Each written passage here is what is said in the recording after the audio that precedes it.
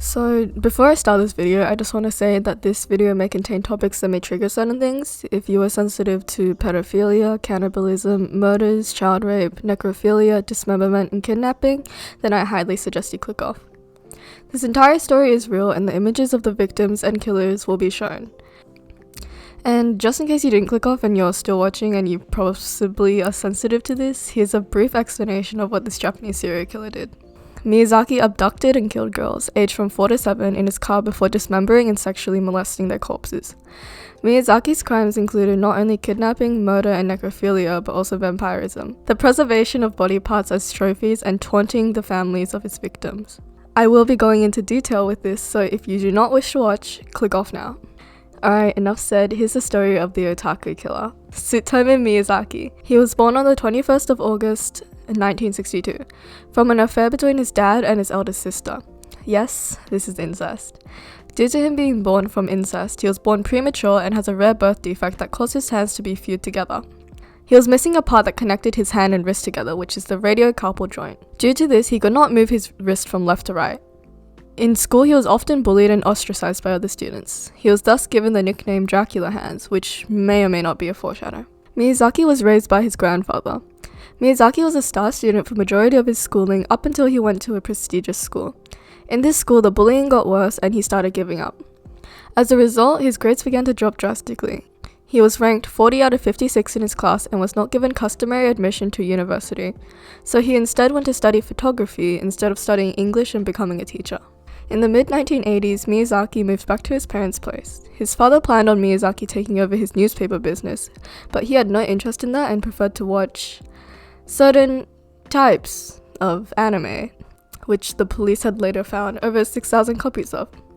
One of them in particular was a man molesting a young girl after strangling her. He then cut off her hands and feet and ate them. This is a procedure that Miyazaki had copied, and I will explain that in further detail later. After some time, Miyazaki had gotten bored of all of his CP copies, and so he would go to tennis courts and he brought his camera, his Polaroid camera, and hid in bushes, trying to take inappropriate pictures of girls. Okay, moving on because I don't want to talk about this. In May 1988, Miyazaki's grandfather had passed. To him, this was a very big deal as his grandfather was the only person that paid any concern and attention to him. For a certain reason, Miyazaki found the need to eat his grandfather's ashes to feel connected to him.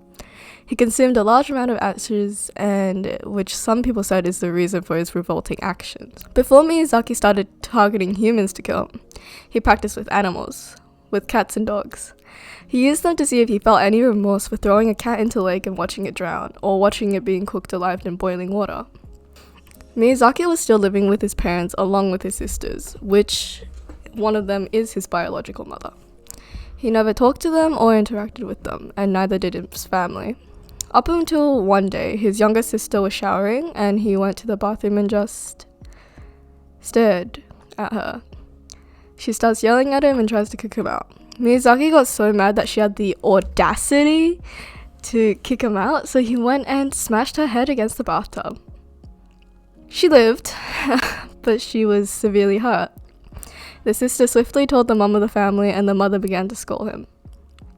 Miyazaki snapped and also began to beat up the mum.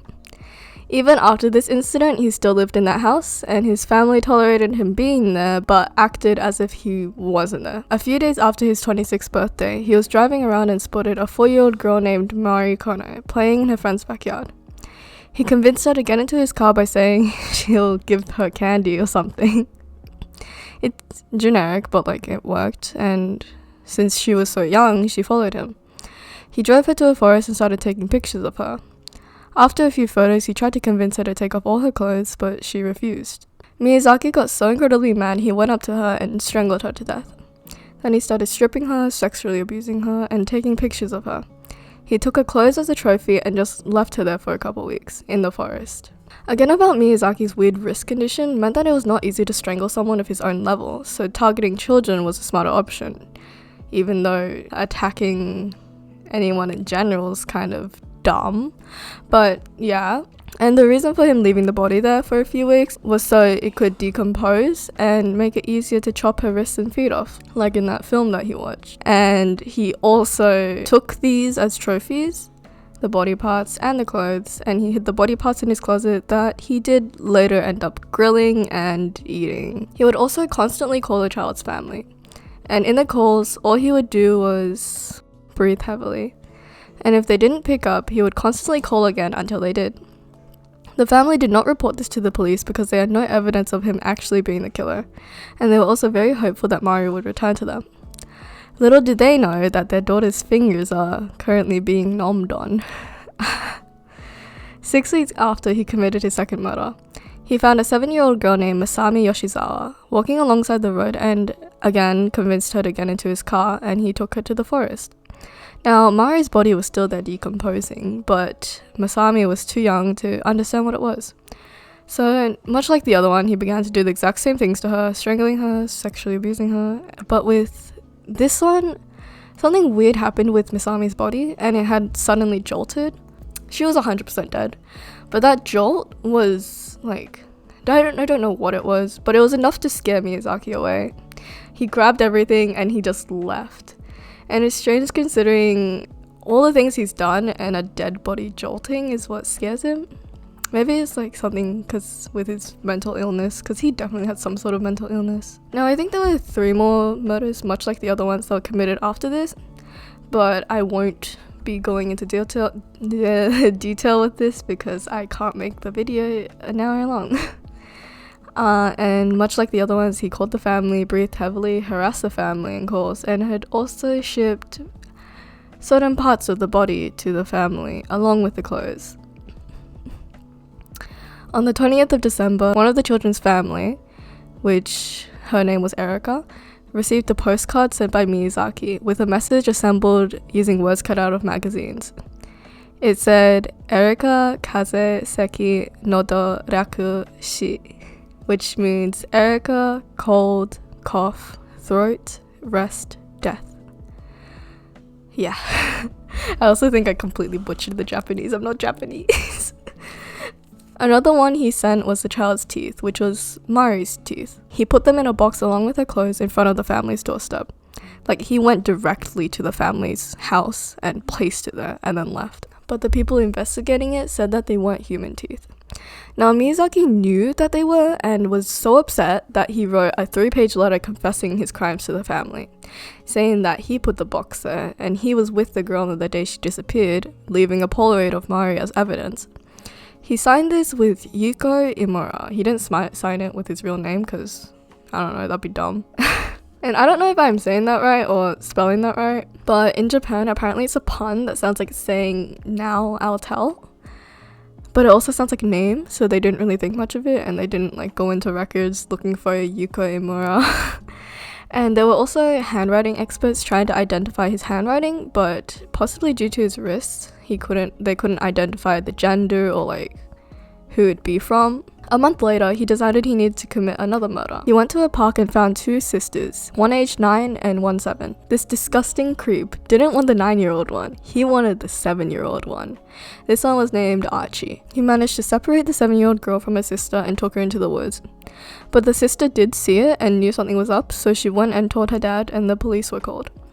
But this dad didn't stop to wait for the police, and he sprinted to the forest his daughter directed him to, just to find his daughter stripped of all her clothes, with an older man taking pictures from places I shouldn't say. Now, this dad was enraged, which most probably would if they found their daughter like that. He probably didn't care if he went to jail. He was dead set on killing Miyazaki. Haha, get it, dead set. I'm so funny, thank you. Miyazaki was chased all the way back to his car. He made it to his car, but at his car were the police and the 9-year-old girl waiting for him. Miyazaki was arrested on the spot, and his trial was held on the 30th of March 1990. Even though his father could afford it, he would not pay for his attorney, and public defenders also refused because no one wanted to defend him, except for these 2 defenders. They did not support him or think he was innocent, but they really hated the death penalty. and would rather have him have a lifelong punishment in jail instead of being hanged. The only way to do this was to deem him as insane. And of course, he did have some sort of mental illness, but the professionals that tested him could not find a specific illness and came to the conclusion that he still knew what he was doing and the consequences of it. Now, to avoid being put on death row, he began to play along and pretend he had some sort of illness. He spent his time in trial drawing what he called the Rat Man, which he said was his alter ego, and that the Rat Man caused him to murder and not him, saying that he wasn't in the right state of mind and he was being taken over by this so-called Rat Man. In one of the trials, the judge asked Miyazaki to apologize to the parents. He said, and I quote, "I refuse to apologize because what I did was an act of benevolence." What he's saying is that he did the family a favor, which is just so sick and twisted. And like, he has the audacity to say he did the family a favor. He was put on death row, and of course he did try to appeal it, but it was denied. And he says, "Why are the Japanese like this? You don't have to hang me. Can't you just inject me like the Americans do?" The people in charge denied, and he was on death row. A little before Miyazaki was about to be hanged, his father committed suicide. This may be due to the Japanese culture of shame, which is, if your child does something wrong, the parent is the cause of it, regardless of the age. Miyazaki's father was exposed and the family secret of him raping his daughter was revealed. Miyazaki was hanged at the Tokyo Detention House on June 17, 2008. So I'm kind of experimenting with this, and I don't know if I'm going too far with it, or maybe I'm not going too in depth. And I need your opinion because I don't know if I should be doing this because I don't want to get in trouble with YouTube, even though I'm not even monetized, so I don't know why I care. So if you like this sort of content, let me know. I will make more of it, and if I should put a bigger warning at the start, also let me know, because I tried to be as careful as I could with this topic, but to make it have that sort of spooky effect, I kind of had to go into detail. Anyways, that's practically it. Thanks for watching, have a good day or night, and goodbye.